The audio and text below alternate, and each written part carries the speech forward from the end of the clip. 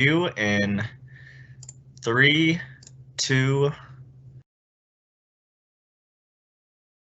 Good morning, and welcome to the City and County's GIS Day. I'll be your host, Doug Genzer. Bruce Reagan will be assisting me with the moderated Q&A. We have a great program for you today, highlighting how the City and County of Denver uses GIS. We will have 10 presentations, and please ask questions via the moderated Teams Live QA in the upper right-hand corner. We'll also be giving away 5 ArcGIS for personal use licenses between every other presentation.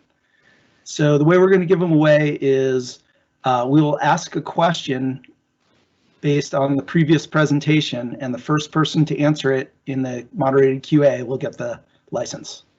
So we have a lot to cover today. Our kickoff presentation is from our Chief Information Officer, David Edinger, and it's titled GIS and the Challenges of 2020.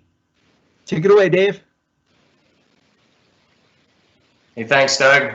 Welcome, everybody. I'm David Edinger, CIO of City and County of Denver. Really excited to do this GIS Day virtually with you all today. Should be a lot of fun. I've got about an hour's worth of material I'm going to try to cram into 15 minutes, which I know you shouldn't do. I know it's a bad idea for starters, but there are so many cool things for us to talk about when it comes to GIS that I want to make sure we at least touch on some of them. So I will bring up my slide deck and we will go through. Somebody shout out if you can't see any of this kind of stuff that I'm putting up. So not that I'm counting, but we've got at least 4 ongoing crises in Colorado at the moment. We've got the pandemic, we've got the resulting economic crisis, we've got social justice things happening, and we have a climate crisis, which we've had, but seem to be worse in 2020 than anything that I can recall. So we're dealing with quite a lot. And when we have a crisis like that, or multiple crises, we stand up something called the EOC, or the Emergency Operations Center. And one of the fun facts about the Emergency Operations Center is that it is organized around about 150 positions or so. Well, let's just say more than 100 positions. Within that, we have the information section, which is a lot of the technology folks. I'm sure this is true of the information section, but I'm not sure if this is true of the entire EOC. I think it is. There's only one position in the entire Emergency Operations Center that we have 2 of, and that's GIS. And when you think about that for a second, why would that be the case? Well, the reason it's the case is if we don't have the GIS resources at the table in sufficient quantity, everything else kind of comes to a halt. That's how important the flow of information is. That's how important it is to get the information out to folks that support the rest of the EOC, all 150 positions or so. So only one position do we have 2 of, and it's GIS.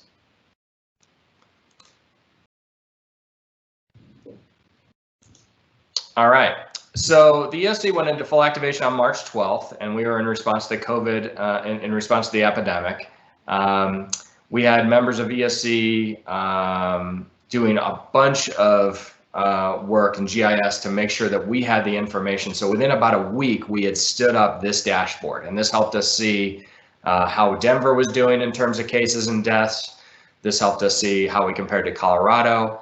It looked at expenditures, one of the key metrics, especially now, hospitalizations, how full are the hospitals?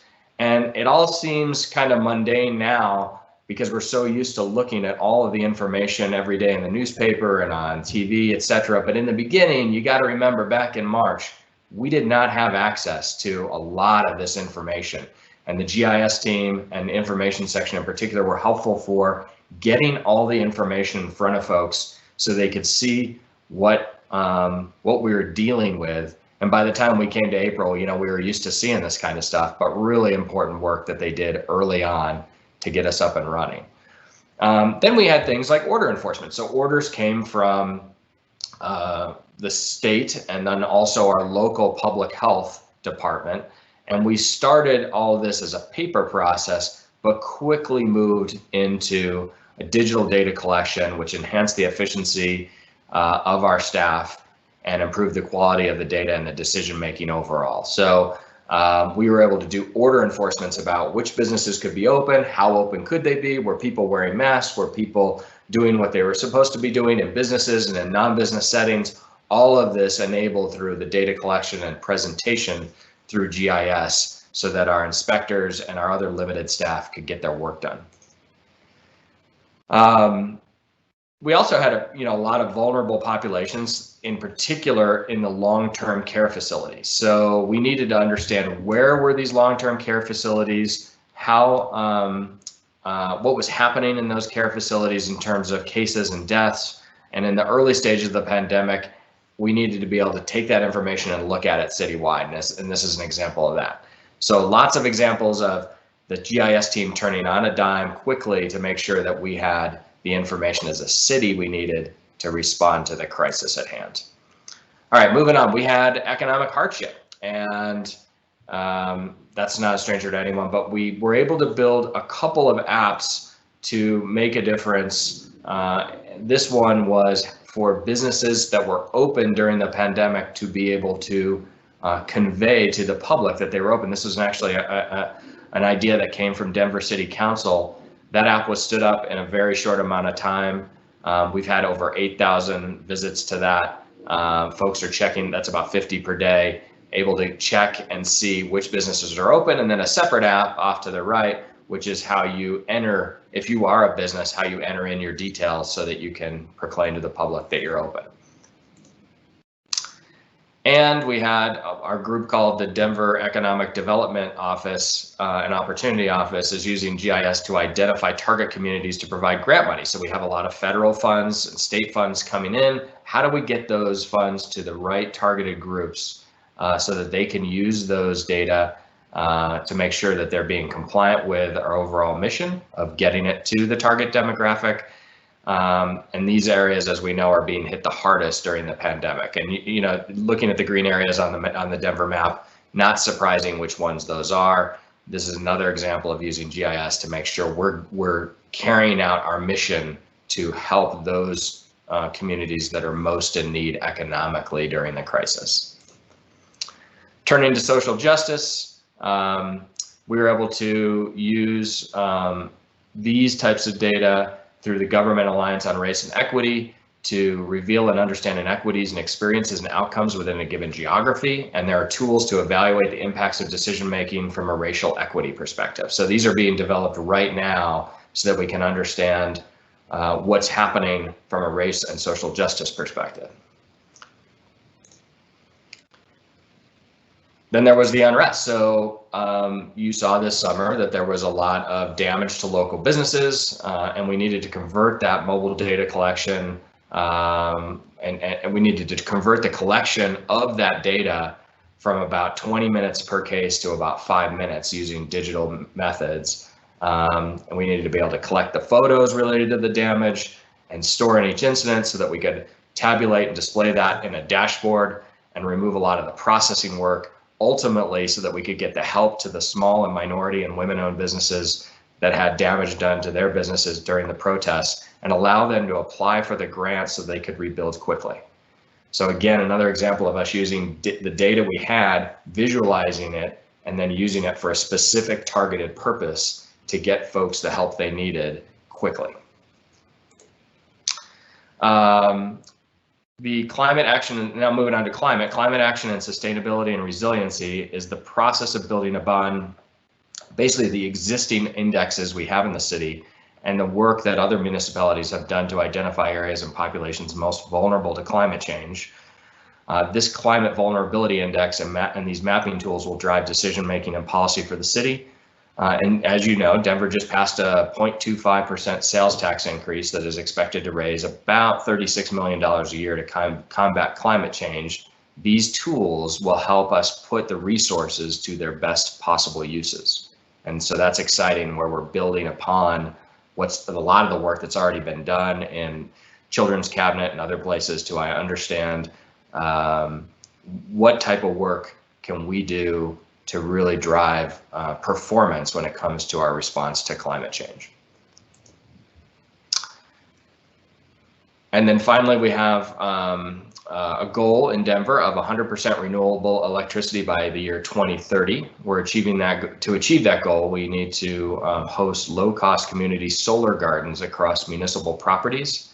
And we're using this 3D modeling and solar analysis to conduct an analysis of the potential sites for these. And this will help us put to work about a grant that's worth about $1 million and will center on equity in the economy.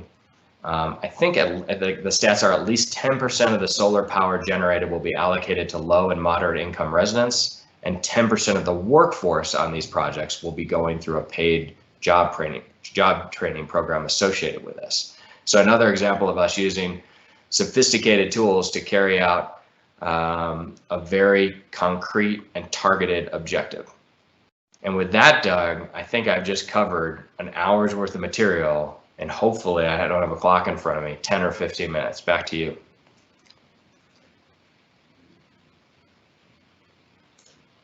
Okay, thanks, Dave.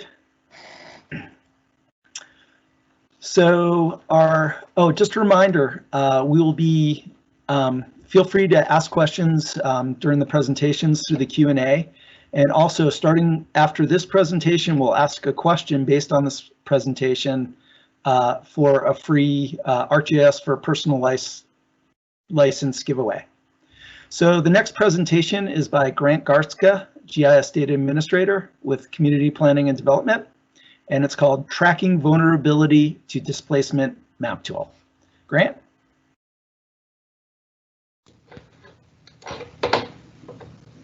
Hi, hello. Can you hear me?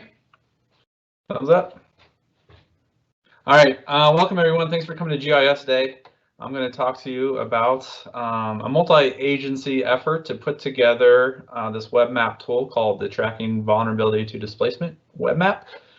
It is live on our website. If you go to the Community Planning and Development website and find our neighborhood dashboard page, you can access this map tool by clicking on the link on that page. This will take you to our main splash page, which gives you kind of some basic background of kind of what this tool is and what it's trying to accomplish, but I'm going to walk you through a lot of this today. Two things I would like to point out. This is a public app, so it's, we want people to be out here using it. We have put together some information to help you. We have a quick user guide that you can access to give you kind of the high level ins and outs of how to use this application and help you along. The other main document we have here that I want to point you to is our data sources and methods documentation. So if you have questions about what exactly the data is I'm going to show you, or you want to go a little bit deeper into some of the data, figure out exactly where it came from, and even how we processed it to get into this web map application, you can find that documentation here. So once you get off the main splash page, you can see it's a map, it's a web map tool, right? I want to show you first kind of the organization. So here we have a table of contents. This table of contents is broken up into 4 categories. So you can see as I click through, they kind of highlight these different areas. So we have reference layers, demographic data, housing data layers, and city permit, tax, and vacancy data. So that's kind of how we have the data organized in here. I want to show you in the reference layers, so far the city has really been using, and this is especially CPD, DITO, and HOST, have been using the vulnerability to displacement index. You can find this in the blueprint plan and our story map for blueprint, but we also have the data here. And what this data is an index that's based off of 3 indices: median household income, rental occupancy, and educational attainment. And together, these scores roll up to determine neighborhoods that are, more or less vulnerable to displacement. And this measure really gets at kind of measuring people in our city and those people who might be vulnerable to displacement. So this is kind of so far where we've been in terms of displacement and mapping that in the city. The point of this tool is to try to take it a little bit further. I'll tell you right now that in this tool, we don't really have a new answer. We're not going to say, okay, this is the new index and this is where displacement is happening. Right now, this tool is kind of version 1.0. And what we wanted to do is pull in a bunch of data related to this topic of displacement.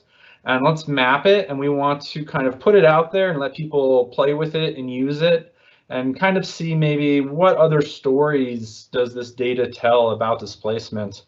And from those stories, maybe that'll be our next steps into really refining how we understand displacement in this city.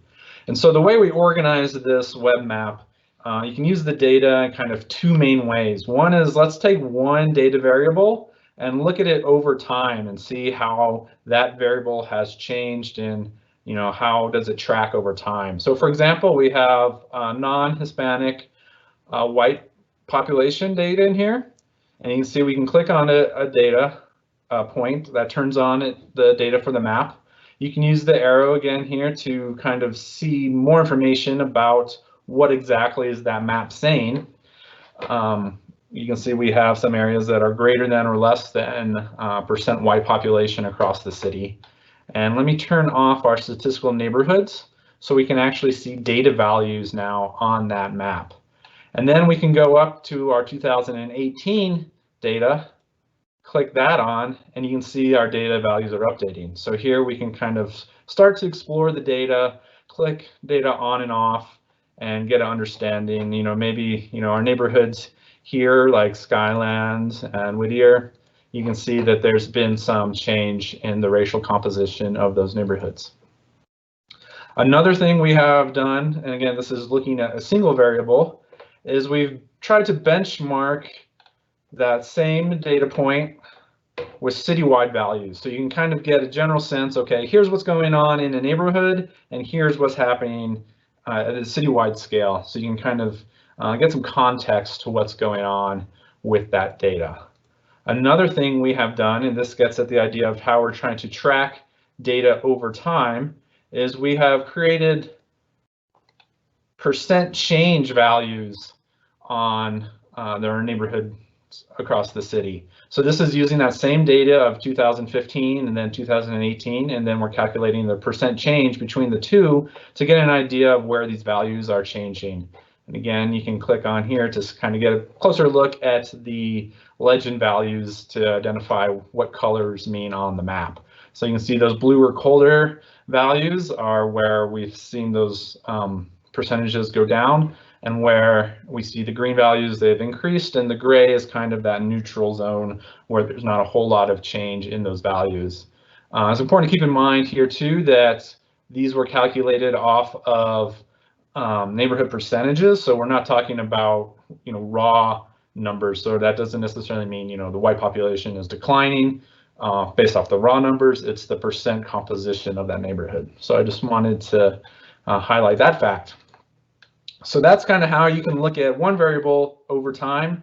The second way we intend for you to use this tool is you could take a couple different variables and look at them in comparison in relation to each other. So for example, we could look at the estimated median home value in 2018 across the city, and then we could do something like, let's look at the estimated median single family citywide property tax values. And let's map that. So here we have graduated symbols of the amount of property tax paid for single family homes in that neighborhood. And then the polygons underneath are the median home values. So here we can kind of look at some data, compare it. This is not really surprising because what we see in this map is that a smaller dot means there was less property tax paid, and that also tracks with neighborhoods that are paying less or have less median home values, right? But when we start to look at how these values have changed over time, and we put on that layer, then the data starts to tell a slightly different story. So here we can see again a percent change value across the city, and what we can really see is some neighborhoods now are really paying a lot more in property tax than they paid in 2015, and now they're paying in 2018, right? So here we can see where these neighborhoods, the amount of money that someone has is now a higher amount of that is having to be paid towards property taxes. And here we're really starting to see change in time and data across our city. So that's kind of the high level view of this new map application. We want people to use it, go out there, explore the data, tell us about what stories you find and what you find interesting. Two things about what we're doing next steps. One is soon we're going to have a Spanish version of this application out for the community to use. And then, as I mentioned, this is kind of version 1.0, where we're just kind of, think of it as like an atlas with a whole bunch of data that relates to this topic. But once those stories start to come out, we're going to kind of have versions, 2.0 and 3.0, hopefully, that really start to break into that data a bit more and really tell us more what's going on and update our indexes. And just to give you kind of a preview of something like that, here's an example of where this is using all data that was in that previous application, but we're looking at, we pulled data out of there. We're looking at where we see a significant increase in housing costs versus kind of a general rise in housing costs that kind of track with the citywide average. And then we're also breaking those out into where we see areas of high cost for homes, medium cost for homes, and low cost for homes. So it kind of creates a new map. But what we can do with that then is, look at that area of the city that's really becoming stressed in terms of housing and market conditions these are the homes that are low cost and affordable, but we're seeing really high increase of those home prices. And, compare this with the idea I just showed you about the increase of property taxes. So here you can see how we kind of isolated those neighborhoods on our map, not too different from the map that David Edinger had showed you. And we can even take this one step further with this data.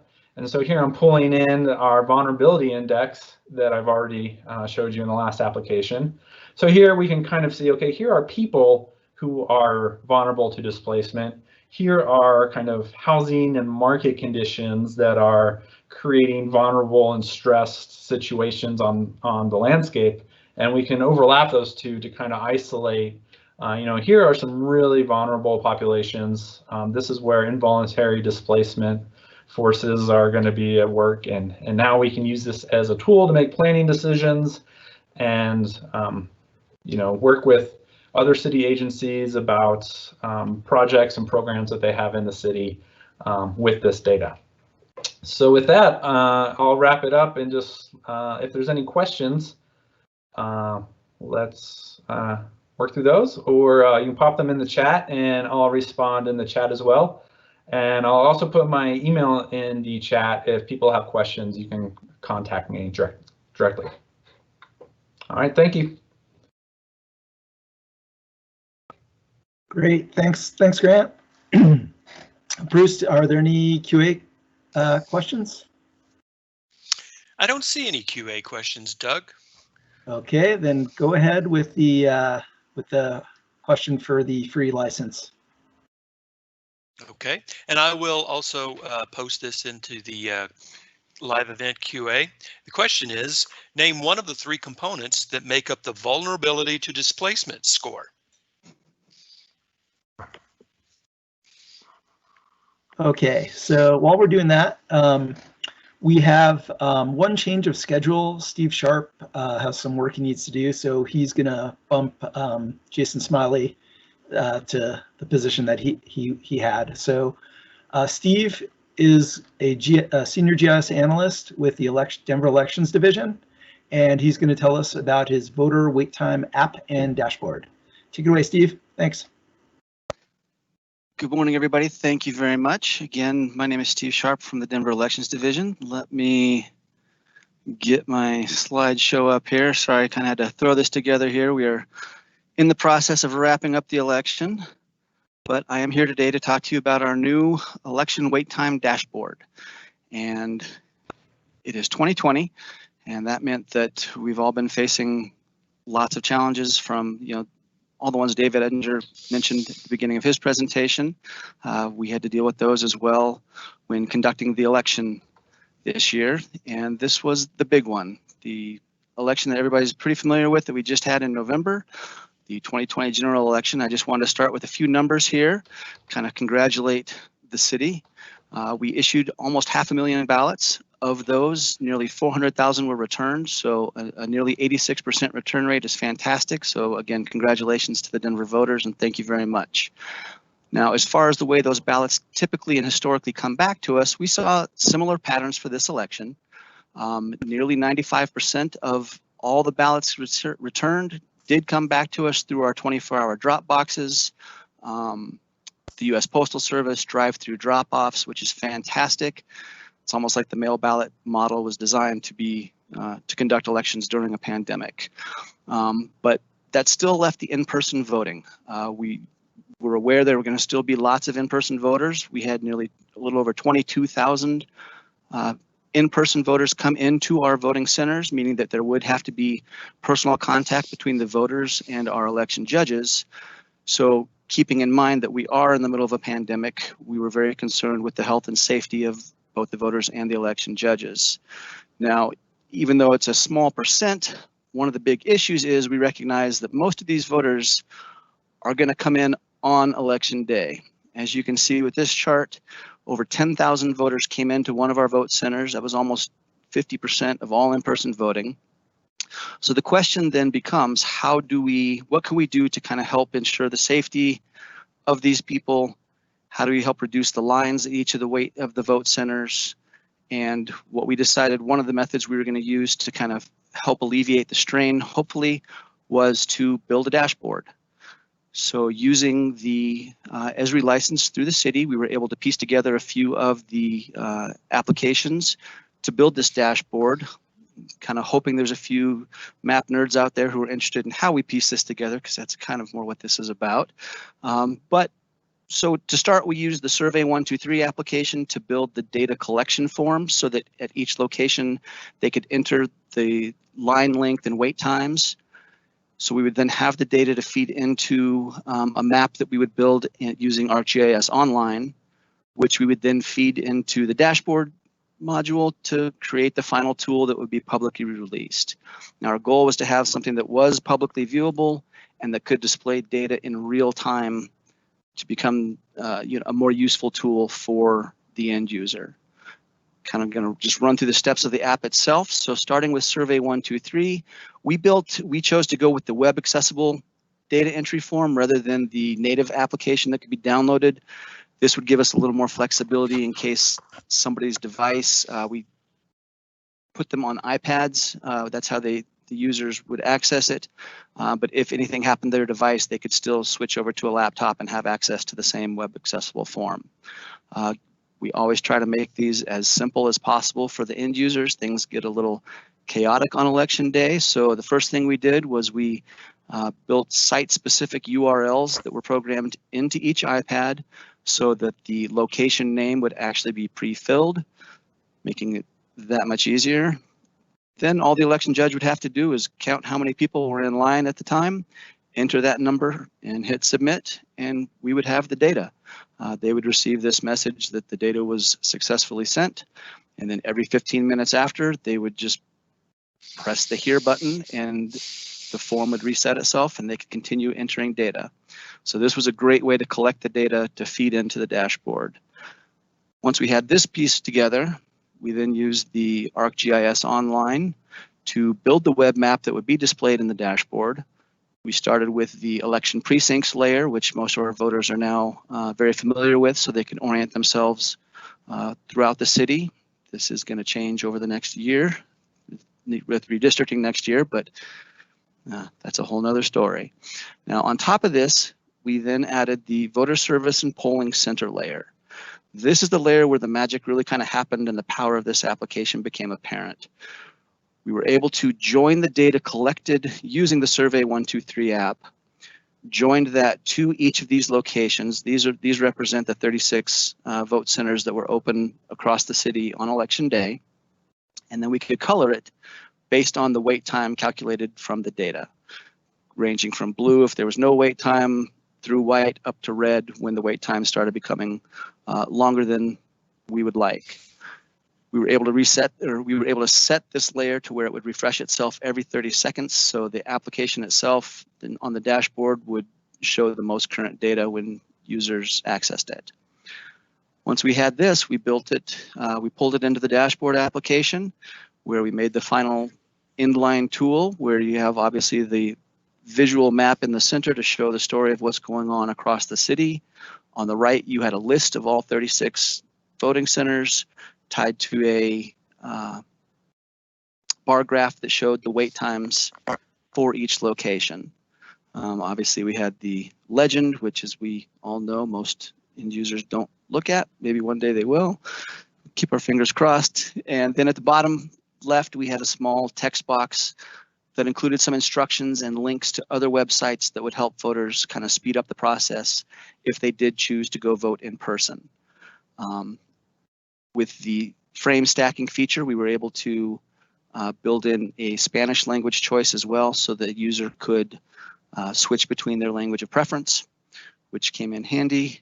And then finally, because these are interactive dashboards, when a user decided they found a location they were interested in, if they were to click on the location, a text box would appear with the name of the location, an address to help direct them to the location, the current wait time, as well as a timestamp on there showing when the data was last entered, so they would know that it was actually current data that they were viewing when making their choice of where to go and vote in person. This was basically our dashboard. It worked very well. We already received several compliments and lots of feedback from both voters and the political parties themselves, who felt this was a very successful tool. The voters were able to choose the location that had the most convenient time. We heard that the parties were able to actually kind of help direct voters as well to locations away from areas that started getting higher wait times. And this was a tool that we also used internally. The communications department, actually, I'm going to back up.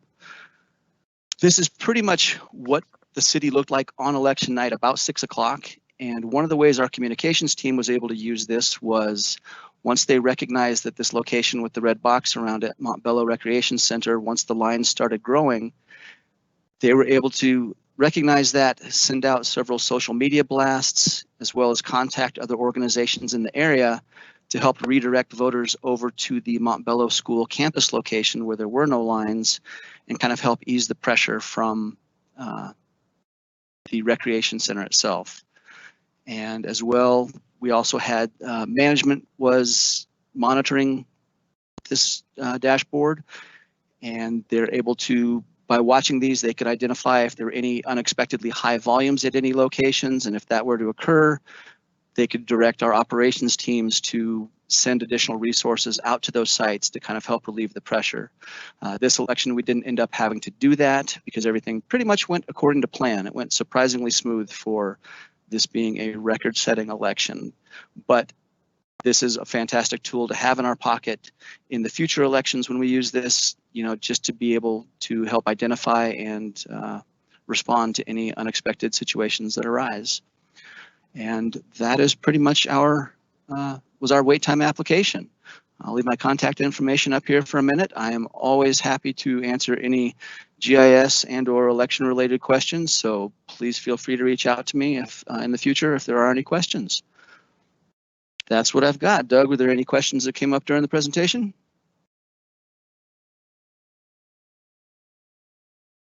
Bruce, do we have any questions?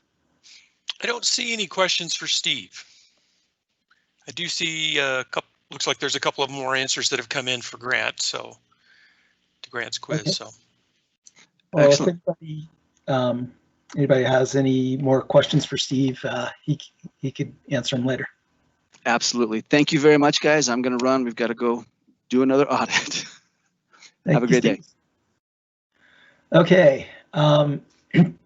So our next presenters are Joseph Lovell GIS Data Administrator, and Molly Dorner, GIS Technician from Denver Parks and Recreation, and their presentation is titled Mobile Data Collection for Parks and Recreation. Thanks, Doug. Give me just 1 second to pull up my screen. I'm going with this one. And there we go. Yeah, so like Doug said, my name is Molly Dorner, and I'll be presenting with Joe Lovell on how Parks uses mobile data collection. I thought it'd be kind of fun to take the perspective of the process of how we start with an idea for an app and take it all the way through to an ArcGIS collector app and a dashboard. So when a work group comes to us and says they have an idea for how to collect data in the field, we start with a conversation about how they would do their work and what their needs are. And that helps us design a database with, drop-down fields and domains that keep the data clean and organized. We use Collector to great effect. That's our favorite app to use. We sign everybody up, we train them, and then once they start collecting the data, we can create dashboards to visualize it. And the main crux of the work that we do at the beginning especially is trying to figure out how we convert a process that started out on paper and start doing it on phones. The example that we have to share is the park rangers. They came to us and they said, okay, in our patrols, we encounter a lot of abandoned material and it's our job to clean it up. So we want to take the process that we have now and do it with a mobile collection app on our phones. And we said, okay, what does your process look like? Does it look just like you go and you clean it up, or are there some more steps? And as we did that exploration process, we found out that their work actually looks a lot more like this, where a ranger might return to a site up to 3 times, and the type of cleanup might look different depending on if there's hazardous material present or how much material is present. And we were able to create an app that looks like this that was able to meet all of their needs. I have a little demo here for what it looks like as a user. Here are the drop downs with everybody's name, so we don't have to do manual data entry. Some tags for making the data organizable by district, date field. One of the requests was that the symbols in the map be dynamic and respond to the information that is filled in the field. So when a site is marked complete, it disappears. They had a requirement to wait 48 hours before returning to a site, and so the symbols actually change depending on the amount of time that has passed. And then there are several other symbols that also communicate information about the data or about the point, which means that this acts not only as a data collection tool, but also as a communication tool. You can get a lot of information at a glance using this app, which is a really powerful capability. And in the end, we created this dashboard, which is how the supervisors back, sorry for exiting, the supervisors back in the office can make these decisions and actually do dispatch. So they can say, oh, we've got 11 high priority sites that need to be cleaned up, and we're going to send people out to those first. They can also do comparisons month over month, just to get some kind of at-a-glance stats that really help them make decisions in the office based on data that was collected in the field. I'm having just a little bit of a delay. Sorry, it keeps kicking me out.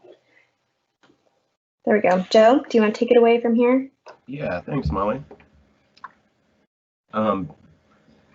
Hi everyone, I'm Joe Lovell, the GIS Data Administrator for Parks and Recreation. So the application that Molly just went over was one of our first and a little more complex, mobile data collection projects. But we've also done some other things for some of our other work groups, like our Denver Mountain Parks program, our Natural Resources program, and our Trails program. So I'll just walk through a couple of examples of those. For the mountain parks, we created something that is more like a work order system to identify issues in the field, such as, erosion on trails or trip hazards, vandalism, graffiti, downed trees, all kinds of issues. And so we developed this application where the park ranger or parks maintenance employee can go out and on their phone they can tag and identify some of these issues that need to be addressed by another work group or need to be prioritized by their supervisors. So this allows them to input that information in the field, and then their supervisors can sort of monitor this on a map using ArcGIS Online in the office on their desktop. Another application we developed was for our noxious weed management program. And so this is a small group that goes out and identifies list A noxious weeds and, does herbicide application to those. So this is a tool that helps identify those sites as well as track their application of herbicide. So they can use this for budgeting and of amount of materials they need to purchase, or also share this content with contractors to send contractors out into the field to apply the herbicide in specific sites. So all of this helps make data-driven decision-making for our various work groups. And this is tied to budgeting, to number of employees, to purchasing materials and all of that. And it really connects to like these real world problems with the technological solutions offered through Esri and ArcGIS Online. Most of these are work programs or workflows that they've been doing for many, many years, but have been doing it on paper. And so now with this new technology, this allows them to collect this information on their phones. It's more structured in its format. It allows for more analytics at the desktop, and it also is all updated in real time. So it really connects the field workers to the supervisors in the office, and allows for better communication and workflow. And so finally, here is another dashboard that we put together for our Trails program, where they went out and did a condition assessment of nearly 100 miles of bike trail that we manage within our system. And this will allow that work group to do condition assessments. They did an amenity inventory. And as you can see, the dashboard is interactive for them, so they can query and filter the information to help identify projects. Allows them to take pictures and attach photos. So this helps that work program with their limited capital budget address issues along our trail system in terms of offering more amenities and improving trail condition throughout the city. And so, yeah, these are just a few examples of us using the ArcGIS Online technology and then making that available to our field workers.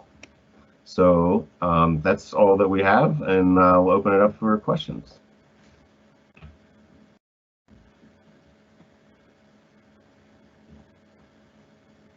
Okay, it doesn't look like we have any questions currently. Bruce, do you want to read the next ArcGIS for personal use giveaway question? Yes, the question here is, what is the first step in setting up a mobile data collection project? And I will also post this into the QA.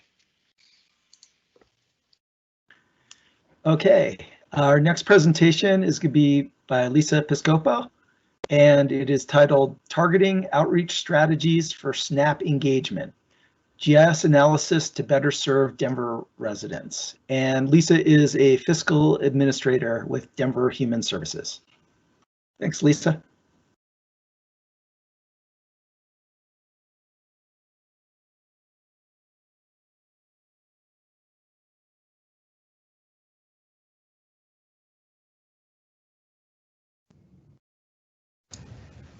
I'm back. Sorry, I got kicked off real quick.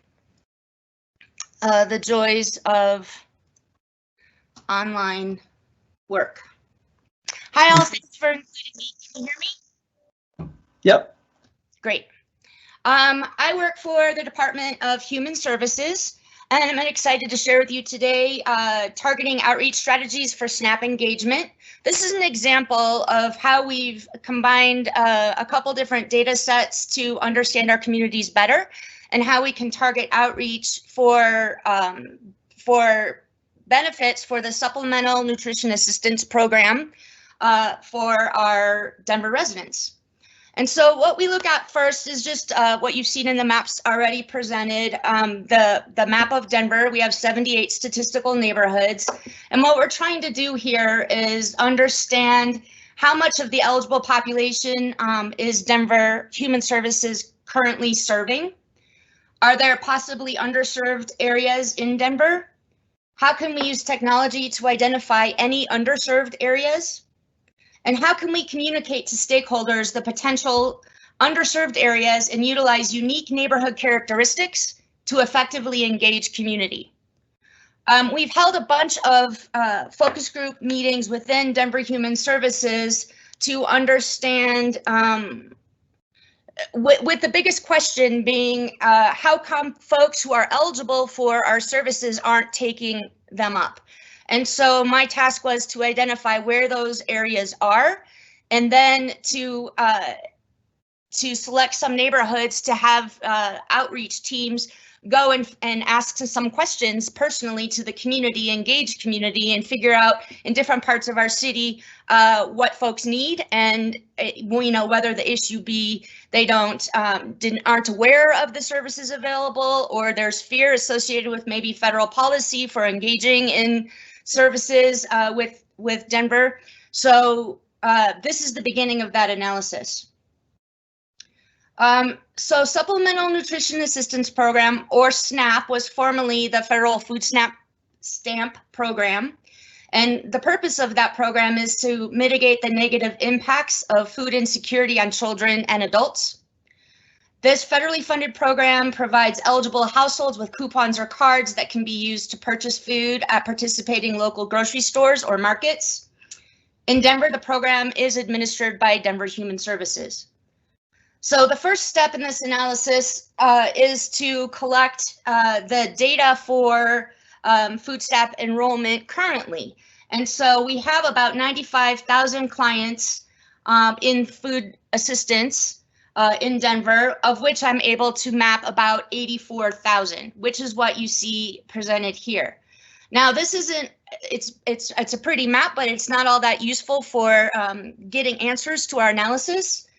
So the next step that we do is aggregate all of those clients to the neighborhood scale.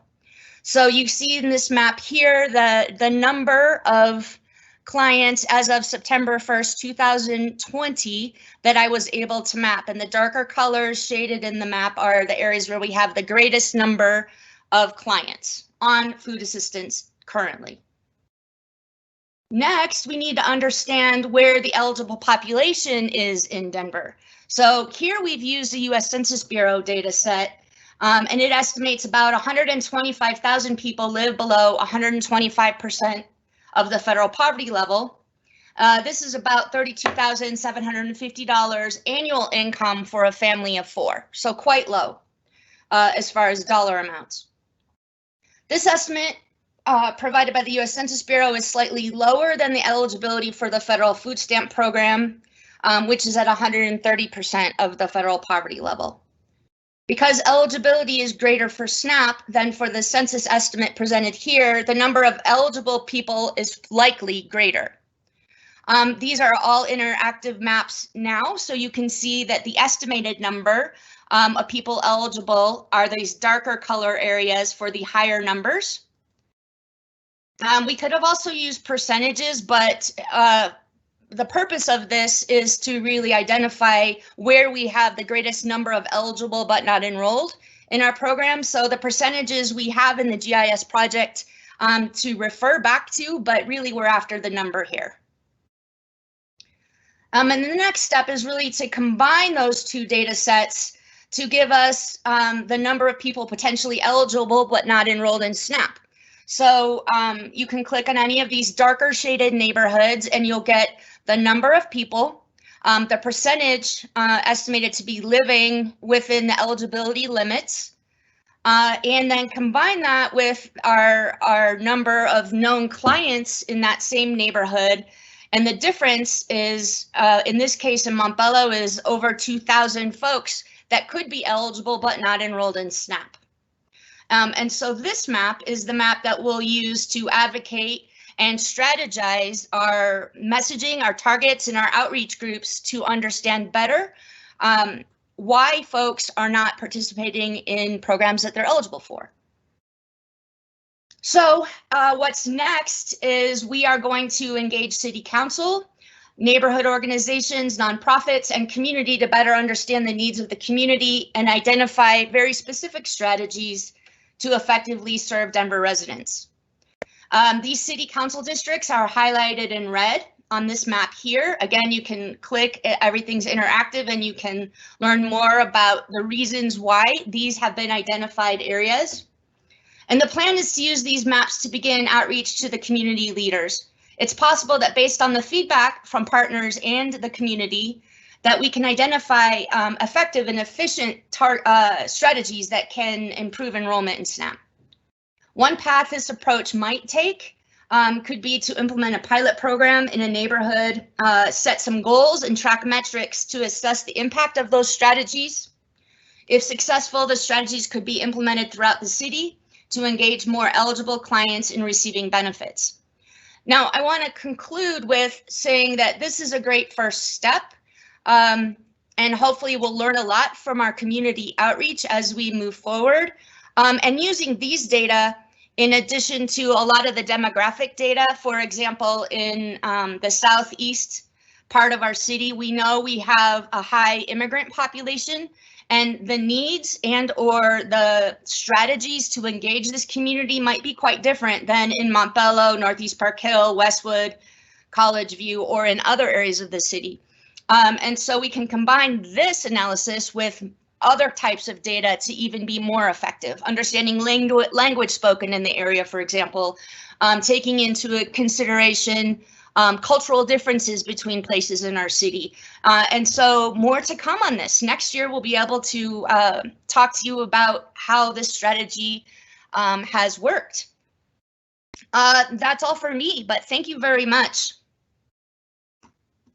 Awesome. Thank you, Lisa.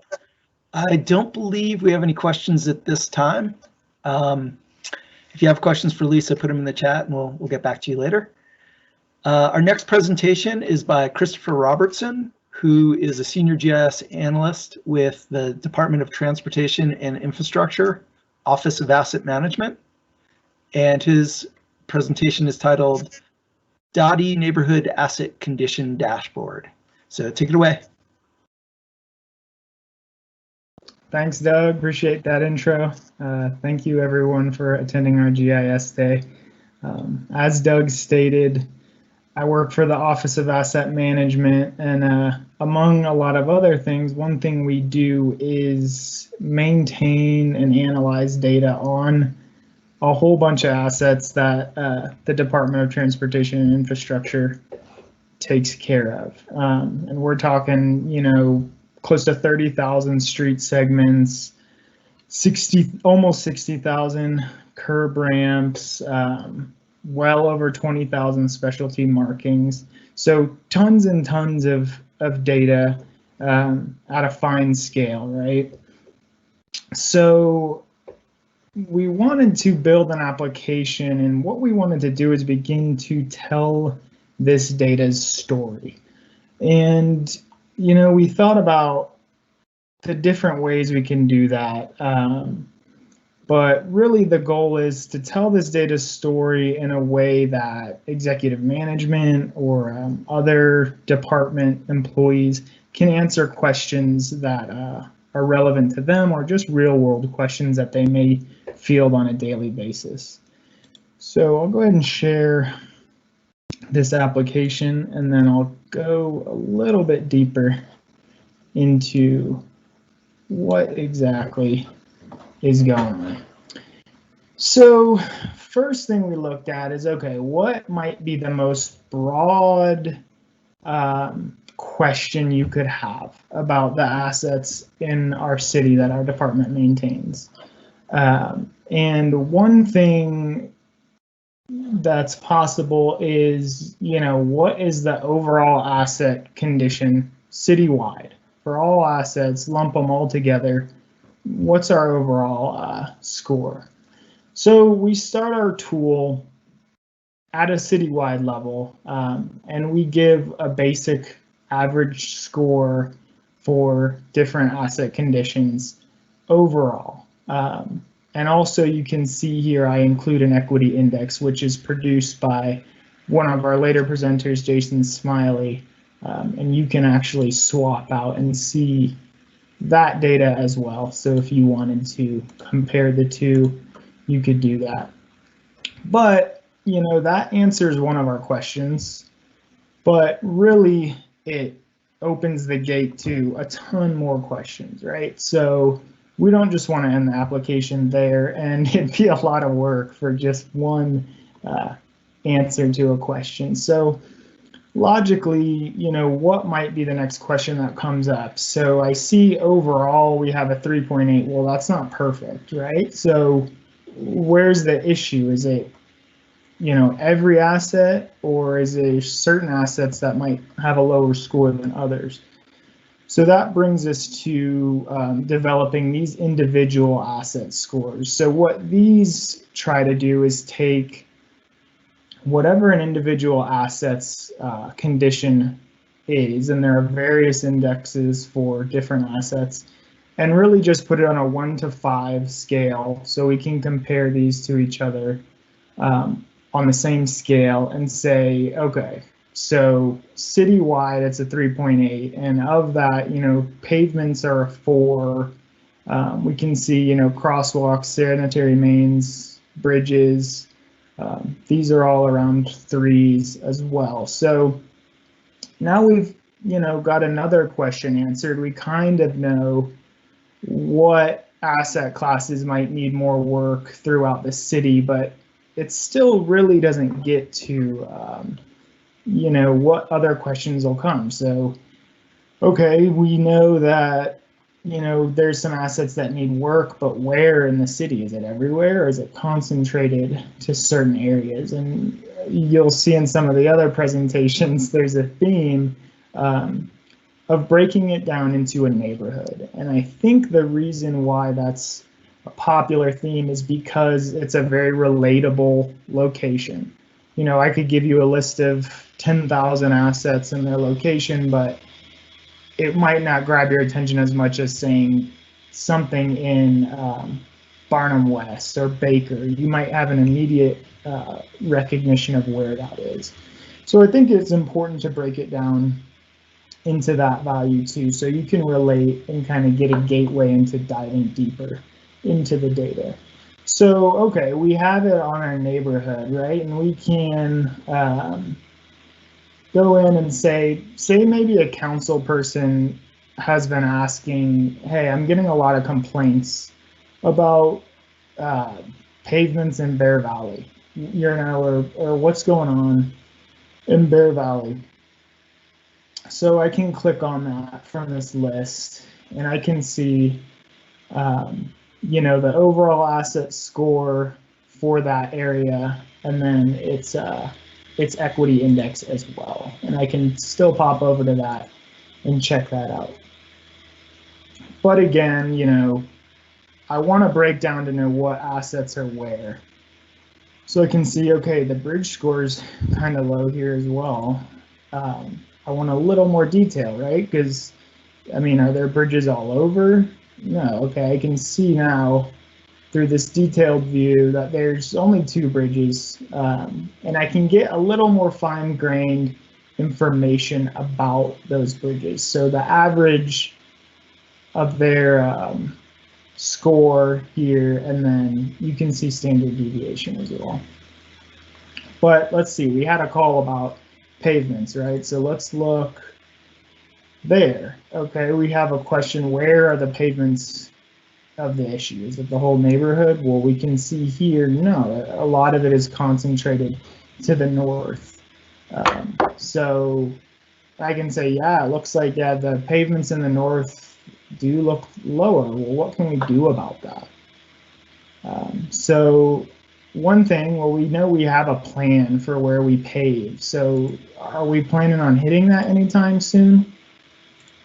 And then you can look at actual individual work plans and see, okay, look, we're actually going to be in that area this next upcoming paving season, and we'll actually hit more of it in a couple years after. So within a year, that pavement score will probably increase, and then after 2 years, it'll increase even more.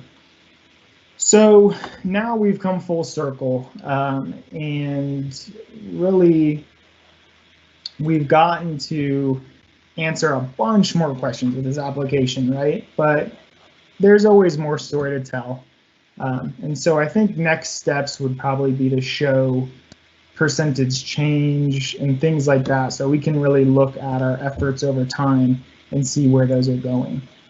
But hopefully you guys enjoyed the application, and I'm happy to answer any Q&A if they come up. Thanks a lot.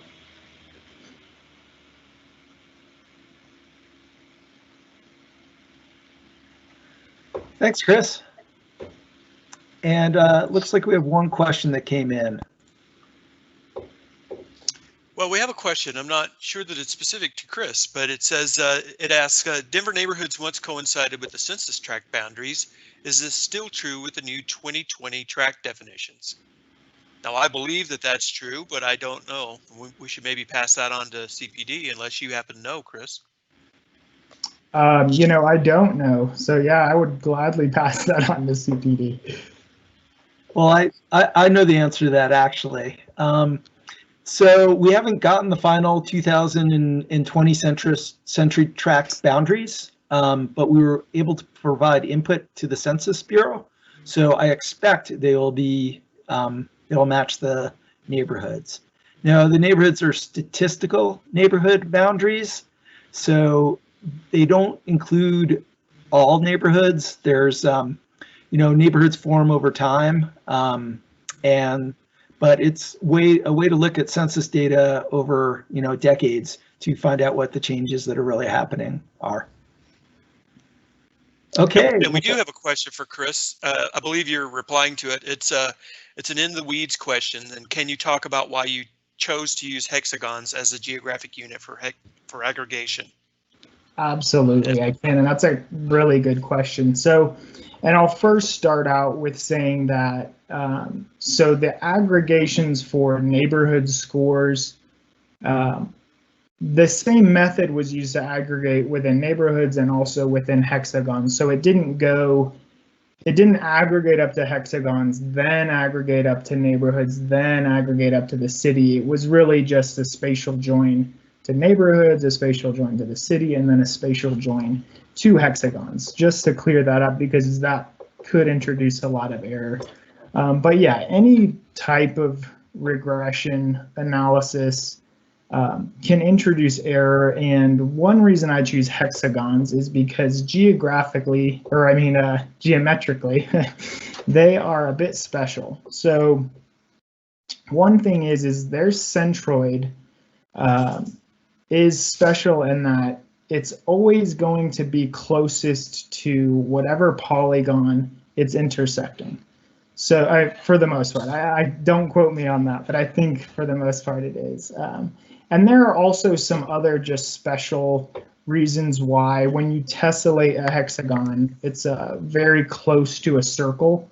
So that closeness to a circle allows you to actually get a very good tessellated shape throughout the entire city, or whatever shape or whatever extent you're tessellating. So that's another reason why hexagons are used. And then why I broke it down to smaller pieces is just because they're all uniform. So you can see uniform values for areas surrounding you rather than one neighborhood to another where the geographies may be different.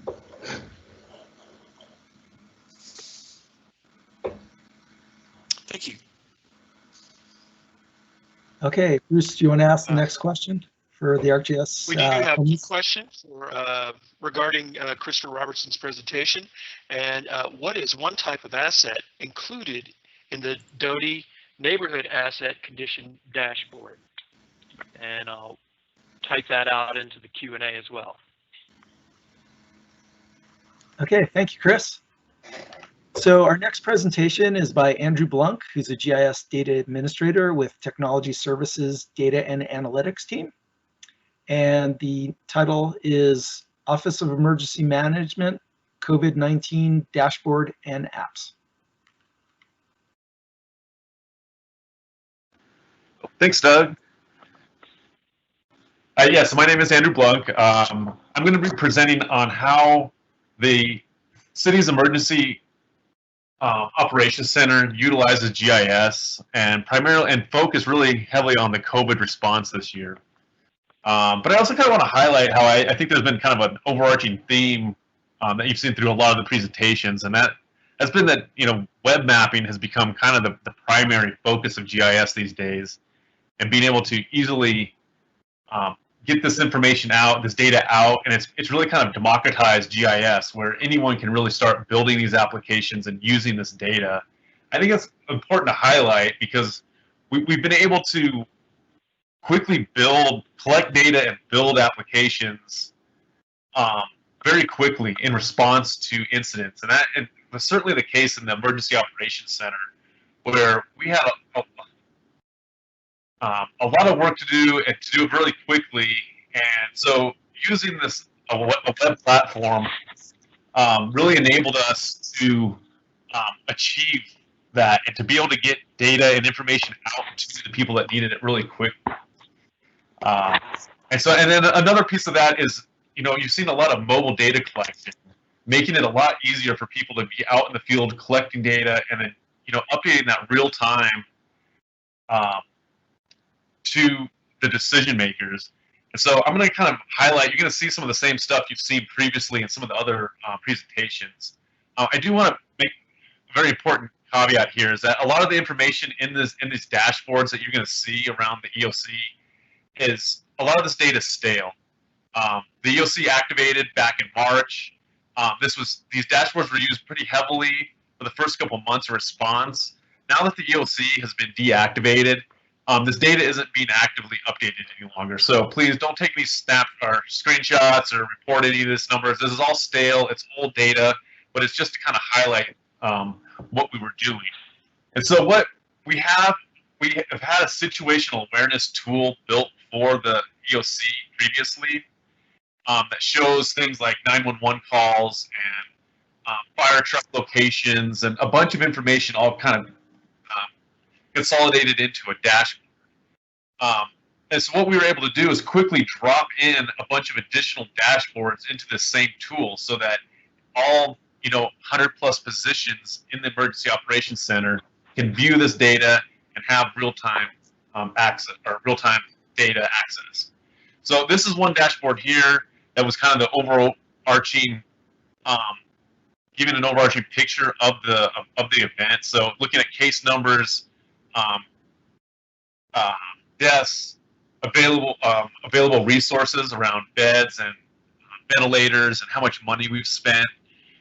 We were also tracking. The city was standing up shelters, temporary shelters for people really early on. So we were renting out motels and rec centers and standing up all kinds of things to help people isolate, particularly the homeless population, isolate into these different shelters. And so we were able to show those on the map.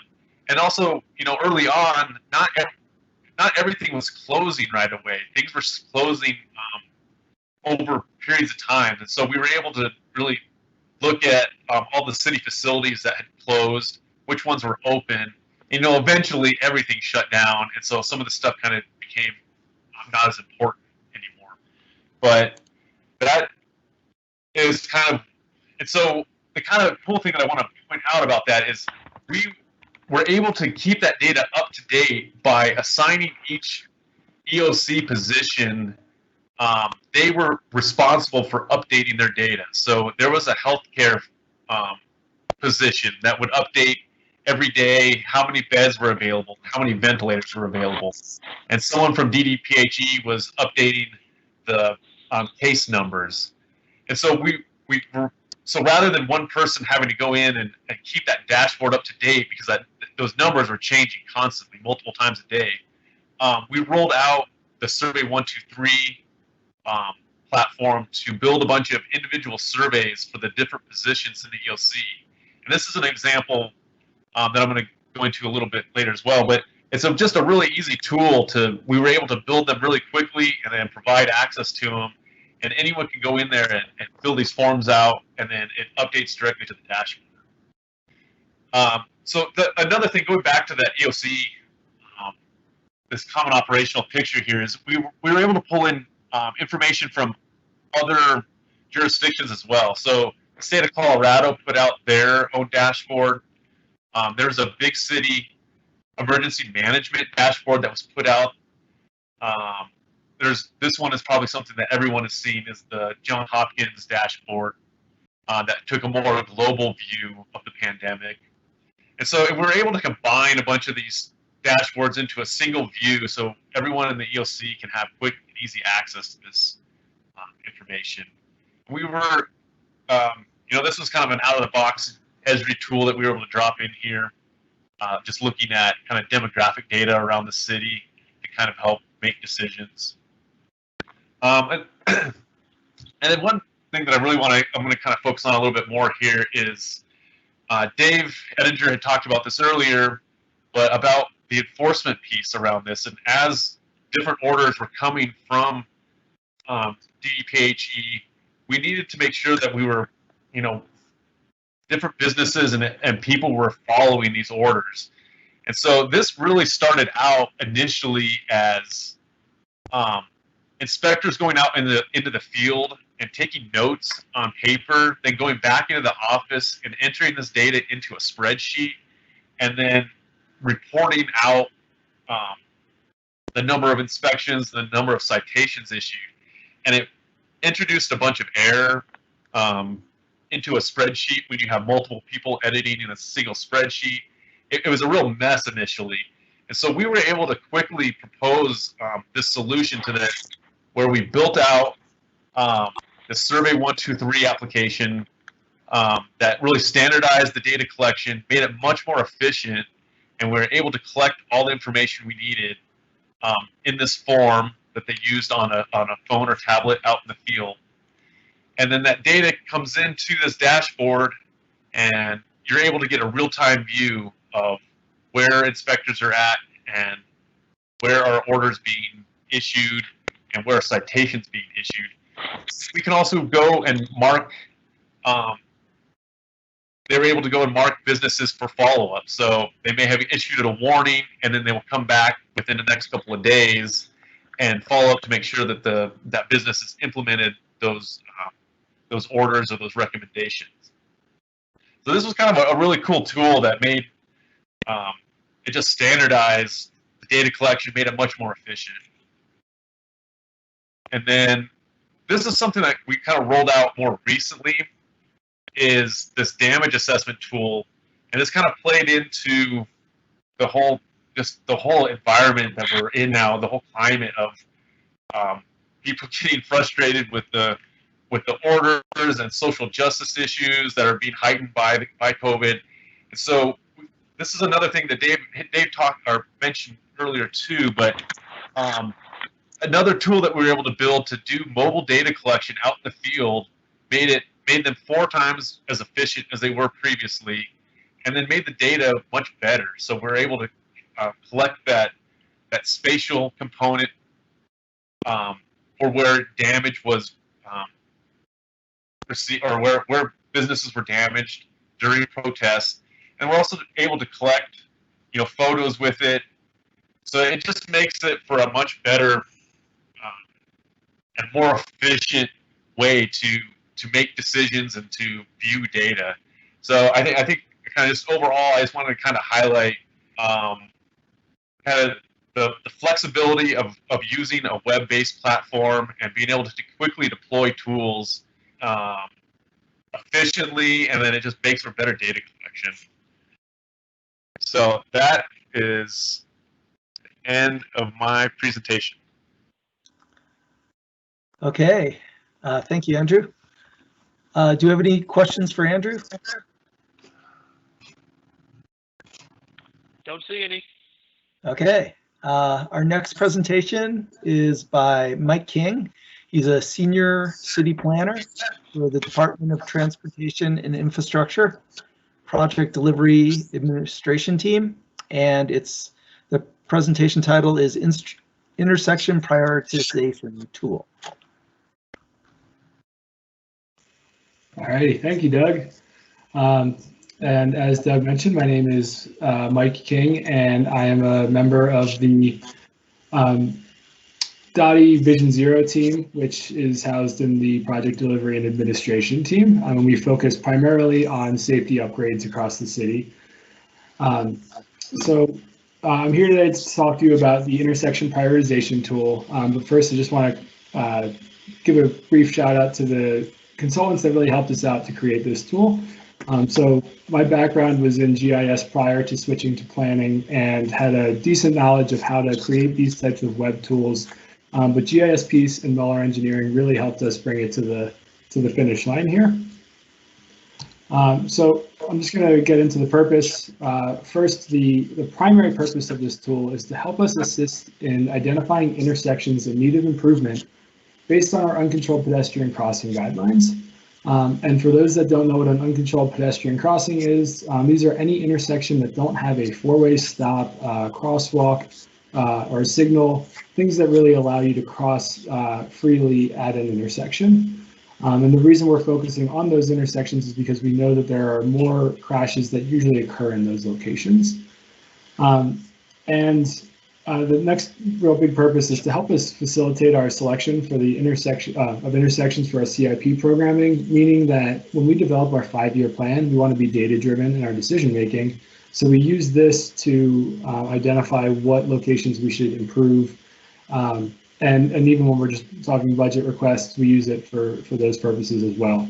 And then lastly, it helps non-GIS users be able to access our GIS data the same way they can access something like Google Maps. We have a lot of different GIS users at the city, but there are plenty that don't use ArcMap or ArcGIS Pro that really just need an online viewer like this to be able to see the data that we have available. Oh, excuse me. So when I first started with the city, I was handed this flow chart on the right here, and asked to find intersections in need of improvement, which the flow chart was very helpful. And I know it's probably difficult to read, but the purpose is really to see if we have intersections that need to be improved and how can we best improve them. But the problem with it was you would have to find the intersection first and then run it through this flow chart. And if the flow chart said it wasn't in need of improvement, then you then wasted the time going through to confirm if it was in need of improvement. So what I did was reverse engineer the flowchart and created a scoring process that feeds into the tool that I'll show you in a minute here. And you can see there's multiple variables that come into play that may be important in a question later on here. But variables such as the crashes at an intersection, the distance to controlled intersections, that the location to the bikeway network, the pedestrian demand in an area, the high injury network, if it's on that high injury network across the city, if it crosses an arterial, if the intersection is near a point of interest destination, or if it's near a transportation destination, meaning like a bus stop or a rail station, and then if it's within our equity index area.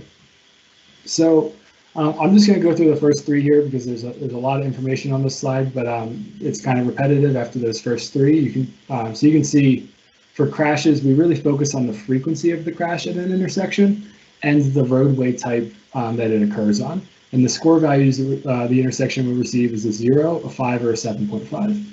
So 0 meaning there was no crash at all.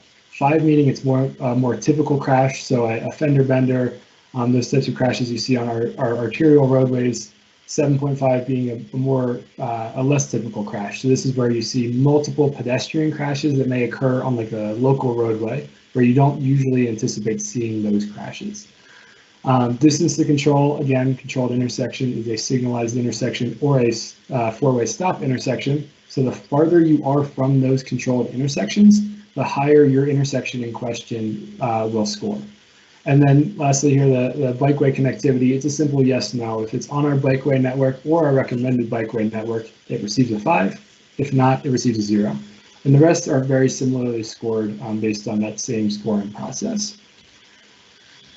So from there, I developed a tool using quick background tools like near, spatial join, all those different opportunities to pull source data into the intersection data itself. But the problem with the tool was that it was static. Once I ran those near and spatial tools, the information would be as accurate as the date I ran those tools and wasn't pointing at live data. And this is where GIS Piece and Muller came in to really save the day for us and develop a Python script that runs in the background that helps us recalculate this tool on a daily, monthly, and quarterly basis. So those daily calculations are typically the crash data. We want to make sure it's as accurate as possible based on the previous day's crashes. Monthly, meaning things that are not as updated on a daily basis. Think of things like the bike network again, that we don't install daily, but it's kind of on a monthly trend. And then quarterly are the things that rarely get updated, but we want to make sure that it's reflected in the database.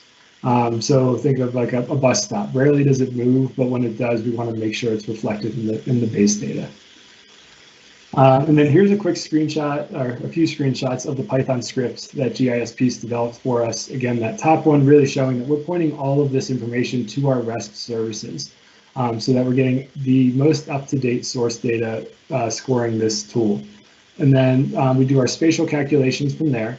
And then on those spatial calculations, we do our scoring calculations, which you can see in the bottom left there, based on, again, those spatial calculations. And there's approximately 40 different calculations in this script as a whole. So there's really a lot going on here. So I'm going to give you a quick demo of how this tool works. And, lost it, there it is. So this is just a live demo. We'll see how it goes. As you can see here, this is the city as a whole. Each intersection is scored the darker the red, the higher the score, the darker the blue, the lower the score. And just to get you all in reference here, the layers are on this left side, the filters are on the right side. That's really what we use mostly in this tool, but there are a lot of other elements with the bookmarks and whatnot that you can really utilize. But what we'll talk about today is the filters. So first, again, intersections in question are the uncontrolled intersections. So we're going to hide any intersection that has a traffic signal or a four-way stop. And you'll see that really just pulls out downtown and then some of our major intersections, they fall out as well.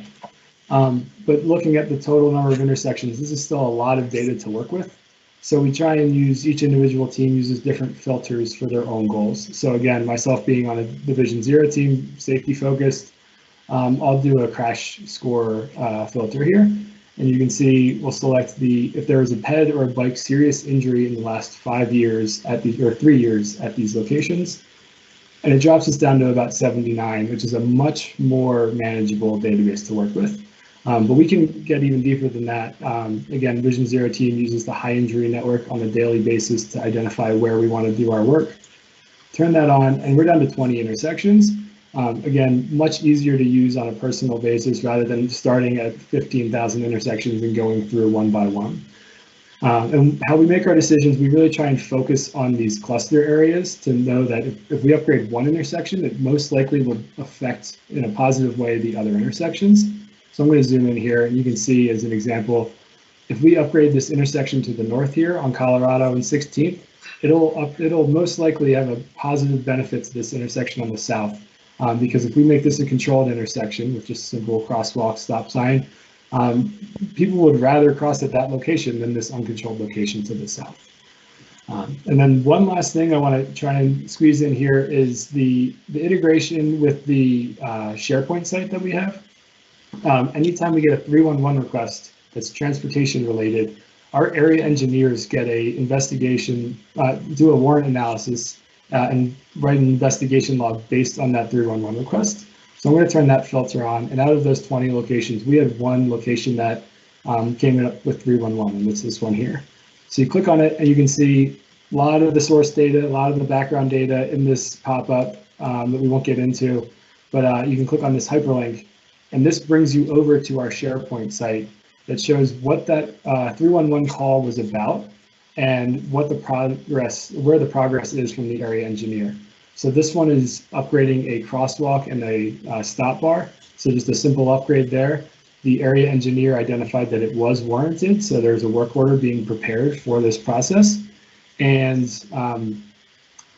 once that work order is completed and installed, our source data will be updated, which then our tool will run automatically and update. And this intersection most likely will have a lesser score because it's now a controlled intersection. So I think I hit right 10 minutes, so I'm going to stop there and open it up for questions. And thank you all for joining us in GIS Day. Thanks, Mike. Doesn't look, oh, there is one new question. Nope, no new questions. If you guys do have a question, please feel free to ask. Also, for the ArcGIS licenses, that we're giving away, it's one per person. So, Bruce, do you want to read the next question? Absolutely. The question for Mike King's presentation is, name 3 different variables that went into the intersection prioritization scoring process. And I have now entered that into the Q&A as well. Okay, so our next presenter is Jason Smiley. Jason is a senior GIS analyst with Department of Transportation and Infrastructure Performance Office, and his presentation is titled DOTI One Build Application. Thanks, Doug. And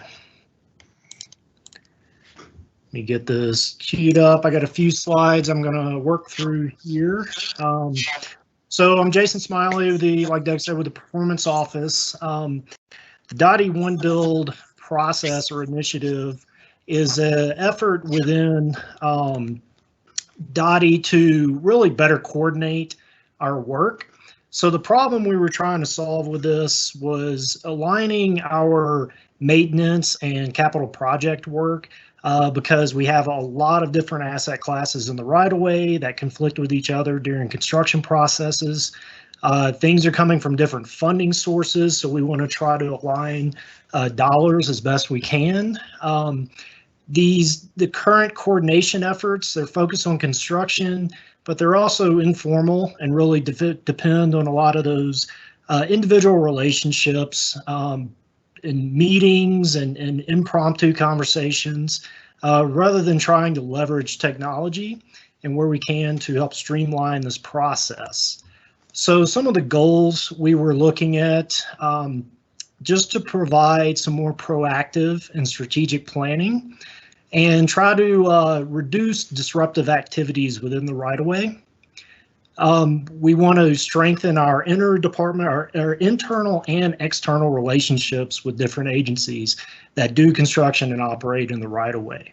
So we're trying to additionally increase our responsiveness to the community, increase our innovation, and this is constantly evolving in how we approach this problem. And then we want to improve transparency of the data. So we have better analytics, more accurate data, and information we share with the public. So this is all done to eliminate these issues that ultimately reduce service quality, timeliness, and then for construction purposes, increase our costs. So we look at just a logical construction sequence of the assets that we manage in the right-of-way. So we're trying to align, we're working towards aligning all of the work on this from studies all the way through construction and looking at subsurface assets working up to the final touches and those surface assets that we manage. So what we ended up with for now is a collaboration tool that's built in ArcGIS Online. It needed to be really easy to use because it supports a lot of non-GIS staff and users. So people who have very little experience to no experience with GIS technology. We're getting this data into a master data set so that we can do other stuff with it. We're capturing information for funding, accounting information, so we can do dashboarding, look at historical analysis, and other purposes. So the technology is a web app that basically focuses on data capture and some light analysis. And then as we continue to build this, we're incorporating many different data layers, but we're looking at planning, long-range planning layers, asset maintenance plans, existing infrastructure, and then importing in information from external agencies like Denver Water and Excel. So I'm going to switch over real quick to show a quick demo here of the application. So it's a basic ArcGIS online web app.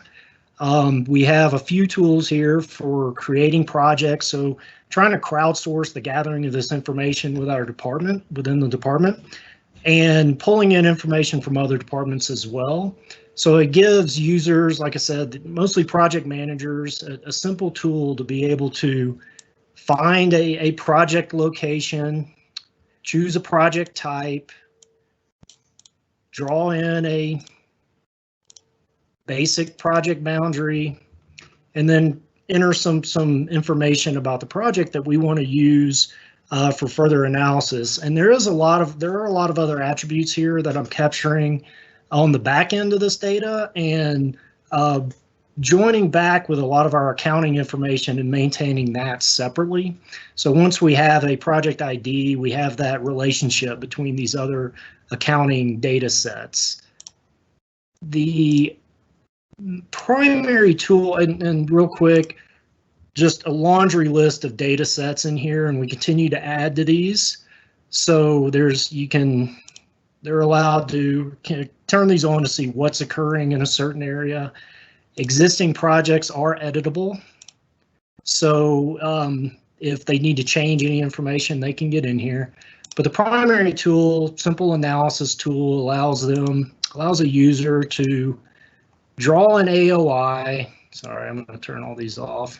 It's a little cluttered. Allows them to create a basic project area. They can apply a buffer. It can be a point line polygon, and then run a report that's going to show them, the users, everything that overlaps with their area of interest. So they can export this out as CSV files. There are capabilities or ability to download the GIS data, although this is all internal data, so it's not really needed. But they look for coordination opportunities with this. They're able to identify and try to align those projects and ultimately then align the sequence in which they occur, align scheduling, staffing, still done a lot through those personal communications. So we have some future steps or processes and innovation aligned with this that really is going to go hand in hand with our asset management program. So it's going to hopefully automate a lot of this, streamline this effort, so we cut out all the meeting times as much as we can, free up people's time to do the actual work, and then spend less time in trying to do this coordination. We can hopefully run this through a tool or a system in the future. So that is it for that. So I will open up for questions if anybody has any.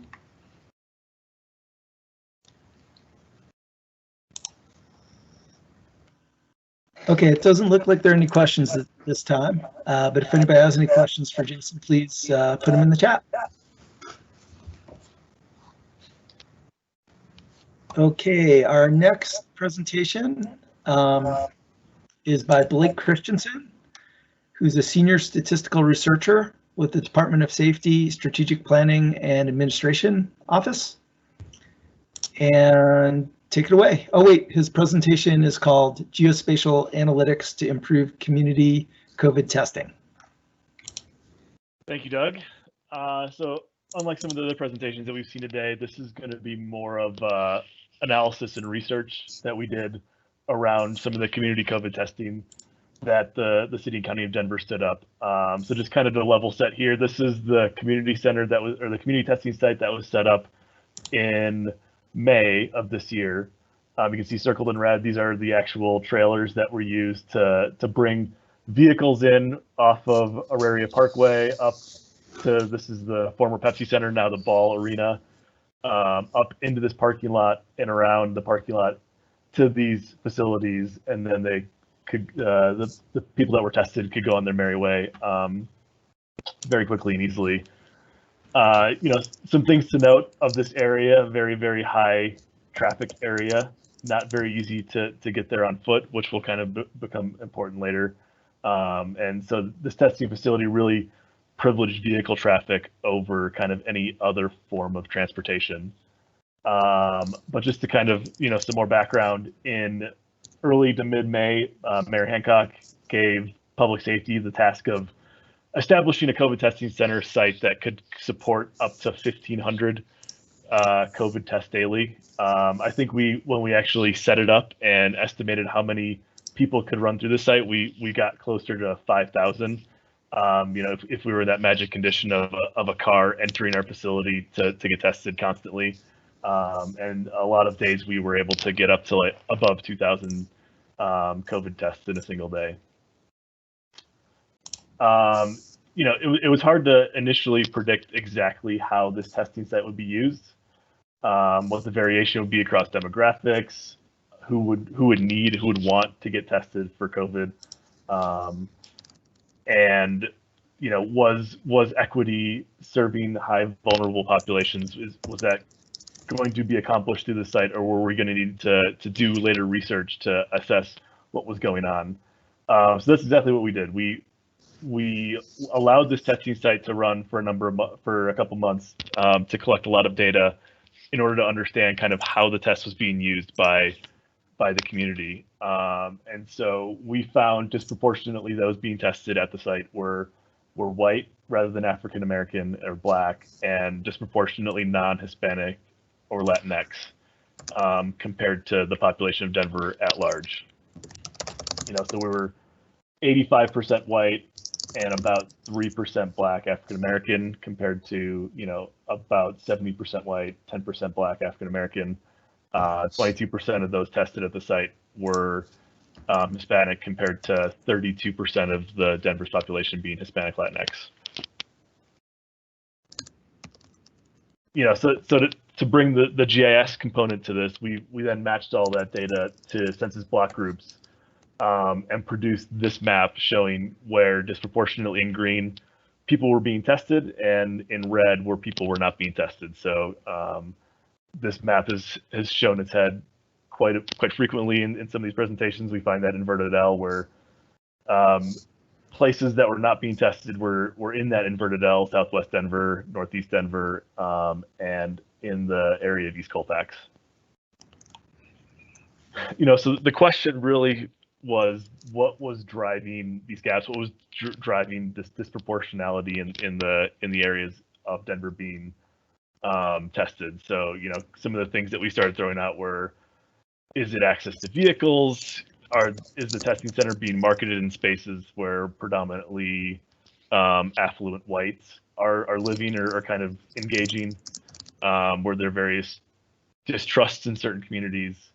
And so we used a geographically weighted regression to throw a lot of these variables into and identify which we thought were most important in predicting block groups' testing rate. And we ended up finding that distance to the site was primarily what was driving people to come to the site. If it was easier for you to access the Pepsi Center testing site, you were more likely to get tested. You know, Zach, my counterpart in this presentation, who was unable to be here and present this this morning still, I guess, is more of the applied statistician, and so he would be able to much more in depth tell you why this interaction was important. But we did find that areas with higher concentrations of Latinx community members, this had a mitigating effect on the participation in the testing. Suggesting that there's a pretty strong community effect going on in and around Denver. So we came up and identified two conclusions, policy recommendations based on the research that we conducted, that we should, instead of having one centralized site, we should break up or have also sites in the communities that we serve. And we need to make these sites permanent so that we could establish the trust, allow that kind of word of mouth marketing to kind of filter through various communities. And we feel like we were able to establish some sites in October. We disaggregated the Pepsi Center Ball Arena site at the end of September, stood up these sites October 1, and the demographic gaps effectively no longer exist. So here was the original map that we produced. In pink is the main Pepsi Center site. In yellow were where we had recommended putting satellite locations in communities that were being tested less frequently than others. So here's this original map for reference, the May to July map, the first 2 months of testing, compared to what October through November 9th looked like. So we see that completely flip, that Southwest Denver and Northeast Denver especially are being tested at much higher rates. Not just compared to the Denver at large, but compared to where they were being tested previously is a night and day difference in kind of the testing rates.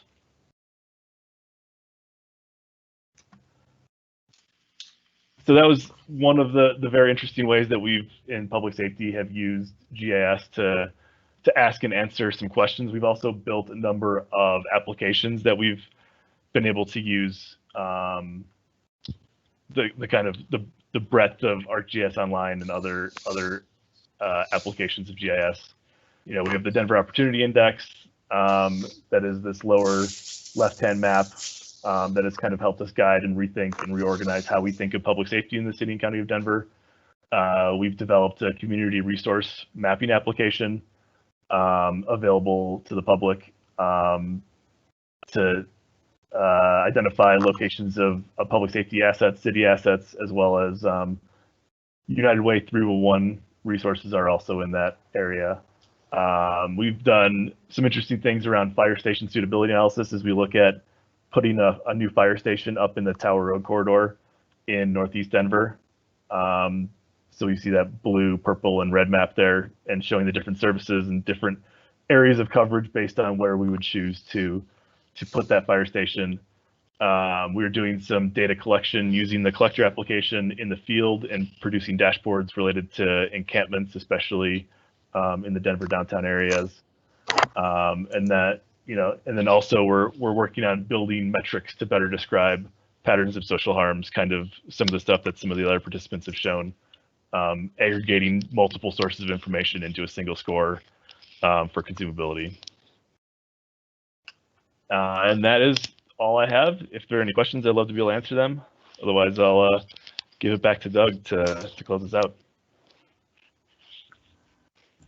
Okay, thank you, everybody. Thank you, Blake. So doesn't look like there are any questions for Blake. Bruce, do you want to read the last question for the license? Absolutely. What type of regression was used to assess which indicators were driving COVID-19 testing gaps between communities? And that has been posted into the QA as well. Okay, well, while we're waiting for that, I'd like to thank everybody for joining us. I'd like to thank our our presenters, the participants, Dave Edinger, and we will post our video on our website, our GIS Day website, in the near future. If you want a license and you don't work for the city, please send an email to our GIS mailbox, which the address is, do you know what the address is, Bruce? denvergis@denvergov.org. Okay, then. Or did we change it? No, we didn't change it. Okay. And then if anybody has any suggestions about how we could improve this event in the future, this is the first time we've done it virtually, feel free to either mention it in the comments or to send an email to that denvergis@denvergov.org email. So thank you, everybody. And oh, do we have a winner, Bruce? That last one? Well, we have a winner, but I mean, we have a correct answer, but I believe he is a previous winner. Let's see here. Gerard. Yes, Gerard won one of the previous prizes. So. Okay, only one winner per license. Blake, are you still on? Yes, I am. Do you have any additional easier questions?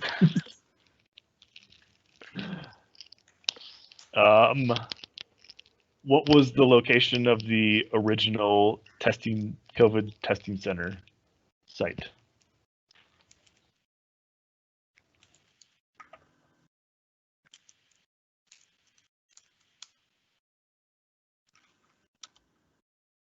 Any answers? Any takers? Wait. Oh, yeah. Well, and of course they can send it to us an email, I guess, if we have to go away.